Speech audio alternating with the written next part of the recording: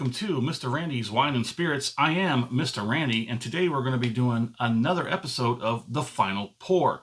If you're new to the channel, hello and welcome. Come along with us on this journey. For those of you who are return viewers, welcome back. Good to see you, buddy. All right, so today we're going to be doing the 114 Old Granddad. Look at that. It took me a little while. It took me longer for the Bottled in Bond, but it took me less time with this one because I do remember I was doing a lot of experimenting with the higher proof bourbons to see how I could better appreciate or even consume the higher proof bourbons, because sometimes they're just too much and they just want to burn my face off. But I was using it on the rocks, add some water. This was basically the guinea pig for all those experiments, which ultimately came out to being nah. If you're a person who's not really into the higher proof bourbons, I would really recommend that you go somewhere and try it first. Maybe a bar, maybe there's a pub or a family restaurant that has a big bar. Maybe you got some friends or community where you can get to and try these before buying a bottle, because I got to tell you that if I hadn't done all the experimenting I did with this bottle, it'd probably still be about halfway. Not saying that it's bad, it's just saying that this isn't Mr. Randy's jam. With that being said, let's just go ahead and... Oh, that is a big cork, man. That's a big cork. So, yeah, I don't think it's going to be a... Yeah, that's about as... I know there's a little bit left in there, but it's a 114.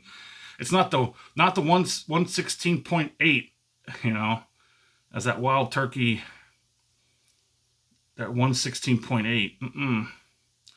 Let's see. It's got some quick legs. Start to on it. Very thin legs. You can see that, very thin legs. Let's get under the nose. That's a little bit more mellow. You know what?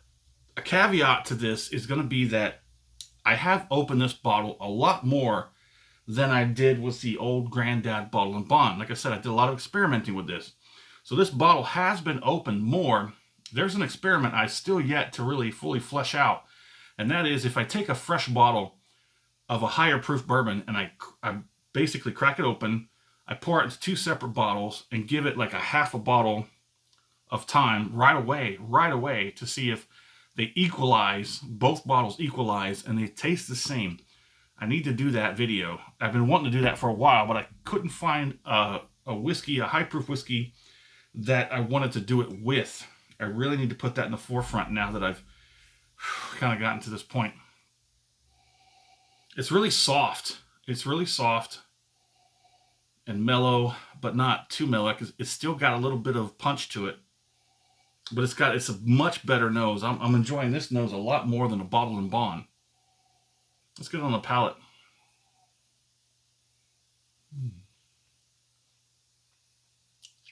Oh crap! There's that drying effect.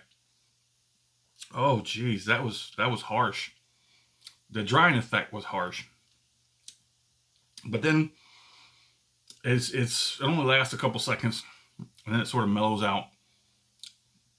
I did have the remnants of the Old Granddad Bottled in Bond before doing this video, so I'm kind of acclimated to a point. And even still, that dryness is sort of like, I mean, it's worse than putting a lemon in your mouth and chomping on it. Ooh, trying to stretch it out. So I'm sorry, I forgot to preface this whole video. So for the new people, right? For the new people. This is part 3 of a 3-part series to Mr. Randy's reviewing of the whiskey. So part 1 is called Off the Rip. I get that bottle home, I crack it open, I have the first pour, and I share my first impressions with you. Let me take another pour real quick. Oh, sorry, another.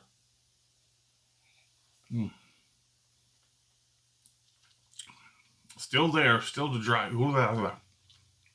Still got that drying effect. I don't get pencil eraser on the nose for this one. No pencil eraser. I get sweet oakiness, vanilla, all those bourbon notes. Pretty standard. So part 2 in the video series is where I do a full review. I get the bottle about halfway.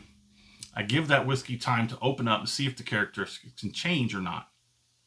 Sorry if I'm slurring a little bit words. I haven't had too much to drink. It's the dryingness. My mouth feels like it's very taut. I'm trying to stretch everything back out. And then we get part 3, which was where we're at with this one. The final pour, or 2. So I'm not going to finish all of this on this video, but I promise you it'll be done by the end of the day. Let's go ahead and let's go ahead and get the finish on this one.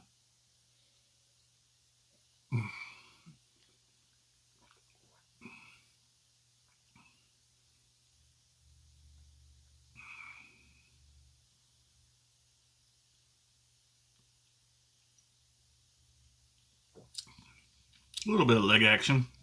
Oh, okay. Wow, my tip of my tongue. Poor thing. Oh my goodness. It really hit the tip of the tongue first. And now it's all over the mouth. It just kind of like started from the front and just kind of like worked its way back. My cheeks are... And it's sitting on the back of my throat at the top of the esophagus. Almost like an acid reflux situation. Yeah, the cheeks are nicely lit. The jowls are kind of tingling a little bit too. The tongue is pretty much numb by now.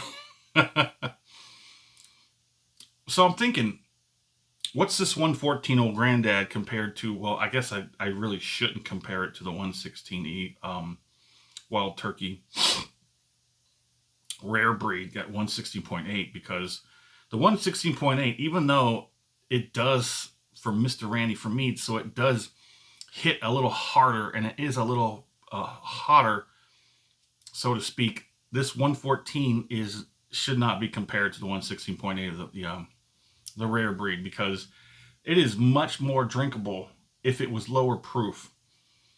Now, if that Rare Breed was 114, probably wouldn't make a difference, but it would probably be a little bit more palatable, a little bit more drinkable. So this is not as drinkable as the 116.8 Rare Breed, in my opinion. That Rare Breed at 116.8 did not light me up like this one is. And this is that final pour. This is that final pour. This is going in the bin in just a moment. I'm gonna hang on to that cork. I don't have no clue what else that would fit besides that bottle, but it's kind of neat. It's got the 114. I'm trying to figure out something to do with all these corks. I'm trying to figure out, so some people have like a large vase or a large glass jar kind of thing, like a fish bowl. I think I might look for that, some kind of fish bowl to like have all these corks in. Now, why do I keep the corks? I keep the corks because every once in a while a cork will break. And only once have a cork gone missing, and I haven't found that cork yet. It's been many a months, and I've cleaned my area so many times, and I have not found that cork. Maybe somebody picked it up. Whatever. But I keep the corks just in case. There's all kinds of benefits you could have to keeping the corks, not just by the whole point of, hey, something happened to the cork broke, whatever, you can have it replaced. I have been replacing a lot of them as I get them in. I replace them with these synthetic corks, but you know, there's like you said, this one, look at that. I could drop that. Oh, it won't go all the way in. Surprising, it won't go all the way in. But you see that. That's what that is. Well, let us know what you think about Old Granddad 114 in the comments. How do you think it feels? How would you compare this from the first to the mid to the bottom? Does it get better for you? Does it get worse for you? Do you even like Old Granddad 114?